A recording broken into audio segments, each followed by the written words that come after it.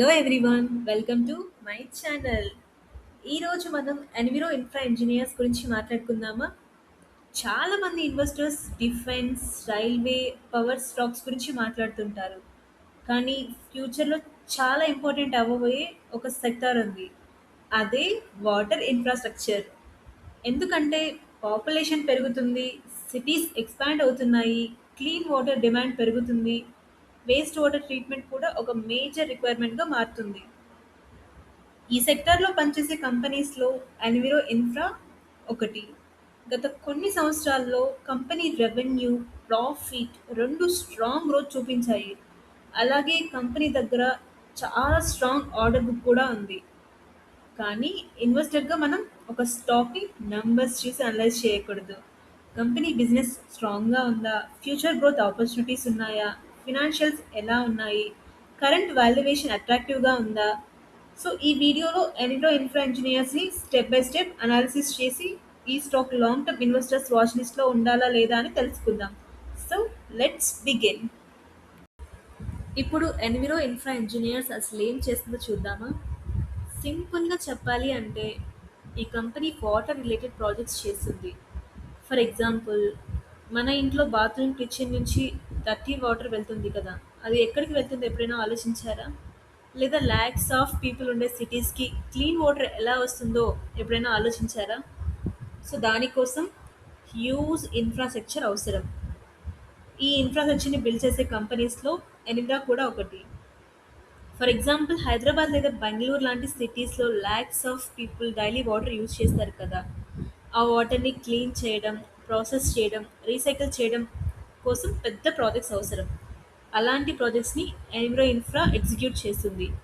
అందుకే company business ఒక trend మీద కాదు, ఒక బేసిక్ నెసెసిటీ మీద ఆధారపడి ఉంది.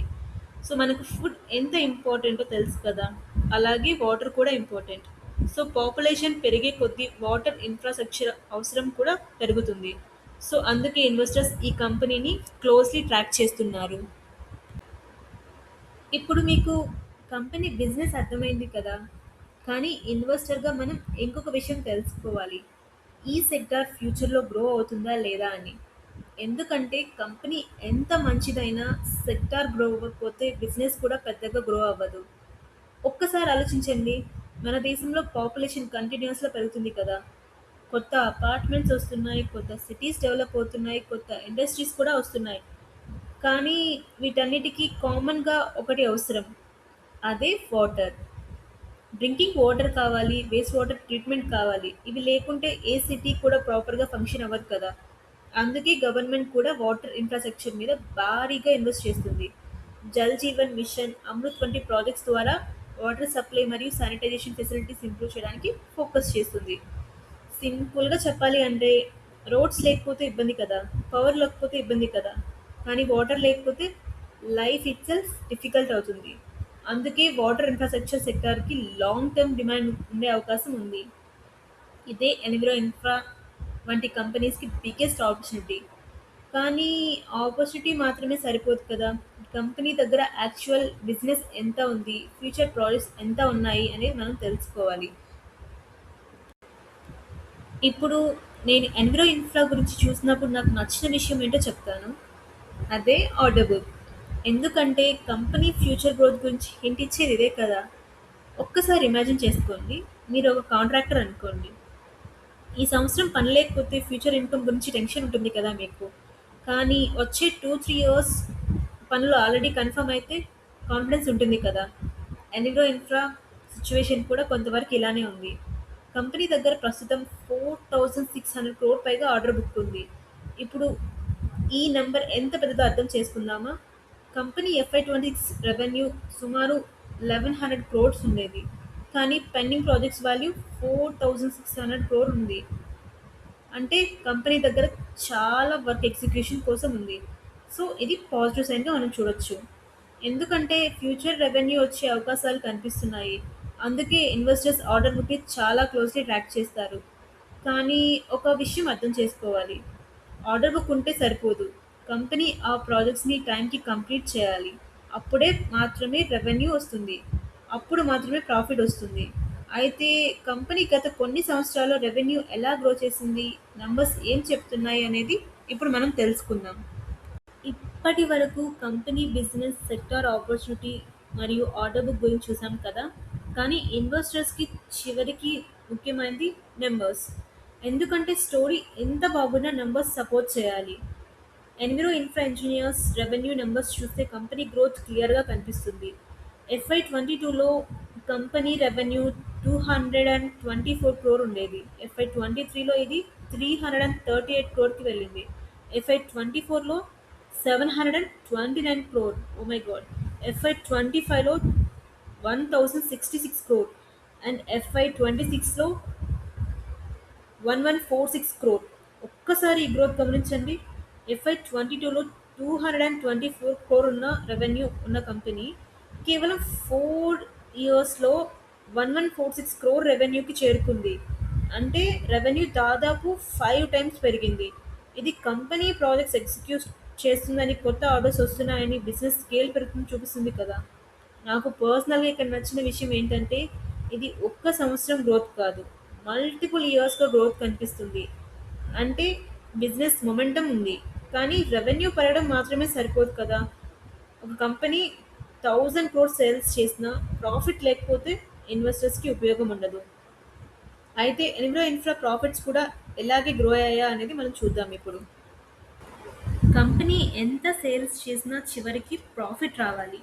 అప్పుడే షేర్ హోల్డర్స్కి బెనిఫిట్ ఉంటుంది. ఇప్పుడు Enviro Infra engineers profit numbers చూద్దామా. FY 22లో కంపెనీ ప్రాఫిట్ 35 క్రోర్ ఉంది. FY 23లో 55 crore and FY 24లో 106 crore and FY 25లో 177 crore and FY 26లో 188 crore. So revenue మాత్రమే కాదు, ప్రాఫిట్ కూడా స్ట్రాంగ్ గ్రోత్ చూపిస్తుంది. నిజానికి నాకు రెవెన్యూ కంటే ప్రాఫిట్ గ్రోత్ ఎక్కువ ఇంపార్టెంట్. ఎందుకంటే సేల్స్ పెరగడం ఒక విషయం, ఆ సేల్స్ నుంచి ఎర్నింగ్స్ జనరేట్ చేయడం మరో విషయం. ఎన్విరో ఇన్ఫ్రా విషయంలో రెండు పాజిటివ్గా కనిపిస్తున్నాయి. FY 22లో 35 క్రోర్ ప్రాఫిట్ ఎండ్ చేసిన company FY 26లో 188 crore profit end చేసింది. అంటే ప్రాఫిట్ 5 టైమ్స్ ఎక్కువ పెరిగింది. ఇది కంపెనీ ఎగ్జిక్యూషన్ క్యాపబిలిటీని చూపిస్తుంది. ప్రాజెక్ట్స్ ఎగ్జిక్యూట్ అవుతున్నాయి, రెవెన్యూ వస్తుంది, ప్రాఫిట్ కూడా ఇంప్రూవ్ అవుతుంది. ఇది ఇన్వెస్టర్స్కి పాజిటివ్ సైన్. రెవెన్యూ మరియు ప్రాఫిట్ గ్రో అవుతున్నాయి అంటే కంపెనీ ఫినాన్షియల్ హెల్త్ కూడా స్ట్రాంగ్గా ఉందా, డెప్ట్ ఎక్కువ ఉందా, ROE ROCE ఎలా ఉన్నాయి అనేది ఇప్పుడు మనం తెలుసుకుందాం. ఇప్పటి వరకు రెవెన్యూ గ్రోత్ మరియు ప్రాఫిట్ గ్రోత్ చూసాం కదా. కానీ ఇన్వెస్టర్స్ నెంబర్స్ చూసే ముందు ఇంకో విషయం చెక్ చేస్తారు. అదే ఫినాన్షియల్ హెల్త్. ఎందుకంటే కంపెనీ ఎంత గ్రో అయినా ఫినాన్షియల్ పొజిషన్ వీక్గా ఉంటే ఫ్యూచర్లో ప్రాబ్లమ్స్ రావచ్చు. సో మనం ఇన్ఫ్రా గురించి చూసుకుంటే ROE 17% ఉంది, which is good, and ROCE 20% ఉంది, విచ్ ఈస్ ఆల్సో గుడ్. ఇప్పుడు మనం డెప్ గురించి మాట్లాడుకుందాం. చాలా కంపెనీస్ గ్రోత్ కోసం ఎక్కువ లోన్స్ తీసుకుంటాయి కదా. కానీ ఇన్ఫ్రా డెప్ టు ఈక్విటీ చూస్తే 0.3 మాత్రమే. అంటే డెప్ట్ ఉంది కానీ కంట్రోల్లో ఉంది. ఇది ఇన్వెస్టర్కి కంఫర్ట్ ఇచ్చే విషయం. కానీ positive point promoter holding. Promoters కంపెనీలో సుమారు 70% స్టేక్ హోల్డ్ చేస్తున్నారు. ప్రమోటర్ హోల్డింగ్ హైగా ఉండడం మేనేజ్మెంట్ కాన్ఫిడెన్స్ని చూపిస్తుంది. సో ఓవరాల్గా చూస్తే ROE డీసెంట్గా ఉంది, ROC స్ట్రాంగ్గా ఉంది, డెప్ట్ మేనేజబుల్గా ఉంది, ప్రమోటర్ హోల్డింగ్ కూడా హెల్తీగా ఉంది. అంటే కంపెనీ ఫినాన్షియల్ హెల్త్ ప్రస్తుతం పాజిటివ్గా కనిపిస్తుంది. కానీ స్ట్రాంగ్ ఫినాన్షియల్స్ ఉన్నాయంటే స్టాక్ ఆటోమేటికల్గా చీప్ అని కాదు. ఇప్పుడు ఇన్వెస్టర్గా మనం అడగాల్సిన నెక్స్ట్ క్వశ్చన్, కరెంట్ వాల్యుయేషన్ అట్రాక్టివ్గా ఉందా. సో దానిని మనం ఇప్పుడు డిస్కస్ చేసుకుందాం. ఇప్పుడు వాల్యుయేషన్ ముందు మనం పియర్ కంపారిజన్ గురించి మాట్లాడుకుందామా. పియర్ కంపారిజన్లో Va Tech, Wabag, Ion Exchange, Denta Water వంటి కంపెనీస్ కనిపిస్తున్నాయి. మార్కెట్ క్యాప్ పరంగా ఎన్విరో ఇన్ఫ్రా ఇంకా స్మాలర్ కంపెనీ అయినప్పటికీ గ్రోత్ రేట్ మాత్రం చాలా స్ట్రాంగ్గా ఉంది. కంపెనీ ఆర్డర్ బుక్ 4600 క్రోర్ పైగా ఉండడం వల్ల ఫ్యూచర్ రెవెన్యూ విజిబిలిటీ బలంగా కనిపిస్తుంది. వాల్యుయేషన్ వైపు చూస్తే ప్రస్తుతం స్టాక్ పీస్ సుమారు 21 టైమ్స్ దగ్గర ట్రేడ్ అవుతుంది. ఇది హై గ్రోత్ కంపెనీకి ఎక్సెసివ్లీ ఎక్స్పెన్సివ్ వాల్యుయేషన్‌గా కనిపించడం లేదు. బుక్ వాల్యూ 70 దగ్గర ఉండగా స్టాక్ ప్రైస్ 225 ప్రాంతంలో ఉంది. అంటే మార్కెట్ కంపెనీ ఫ్యూచర్ గ్రోత్ మీద కాన్ఫిడెన్స్ చూపిస్తుంది. ఇప్పుడు కంపెనీ స్ట్రెంగ్త్ గురించి మాట్లాడితే వాటర్ ఇన్ఫ్రాస్ట్రక్చర్ సెక్టార్‌లో స్ట్రాంగ్ ప్రెజెన్స్, 4,600 క్రోర్ పైగా ఆర్డర్ బుక్, హెల్తీ ఆర్ఓఈ మరియు ఆర్ఓసీఈ, లో డెబ్ట్ లెవెల్స్ మరియు ఇంప్రూవింగ్ ప్రాఫిటబిలిటీ కంపెనీకి మేజర్ పాజిటివ్స్.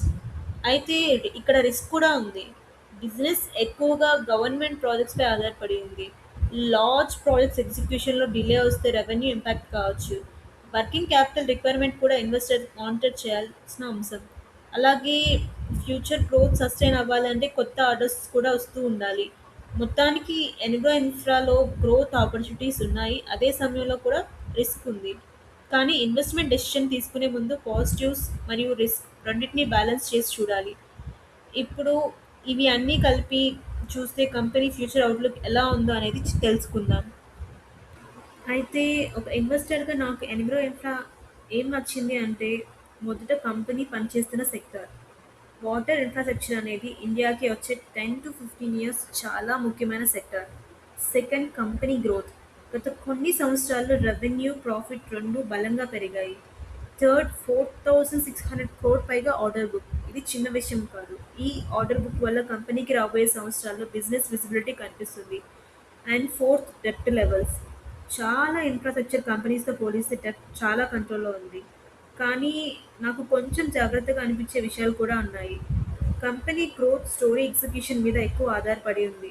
ప్రాజెక్ట్స్ టైంకి కంప్లీట్ అవ్వాలి, కొత్త ఆర్డర్స్ రావాలి, వర్కింగ్ క్యాపిటల్ కూడా కంట్రోల్‌లో ఉండాలి. సో, ఈ 3 విషయాలు ఫ్యూచర్ పెర్ఫార్మెన్స్‌ని డిసైడ్ చేస్తాయి. ఈ వీడియోలో enviro infra business model, financials, order book, valuation, risk మరియు ఫ్యూచర్ అవుట్లుక్ గురించి చూసాం కదా. మీకు ఈ అనాలిసిస్ యూస్ఫుల్ అనిపించుంటే లైక్ చేయండి, షేర్ చేయండి మరియు కల్పతారు స్టాక్ ఫండమెంటల్స్ ఛానల్ని సబ్స్క్రైబ్ చేయండి. మీరు నెక్స్ట్ ఏ స్టాక్ అనాలిసిస్ చూడాలనుకుంటున్నారో కమెంట్స్లో చెప్పండి. Thank you.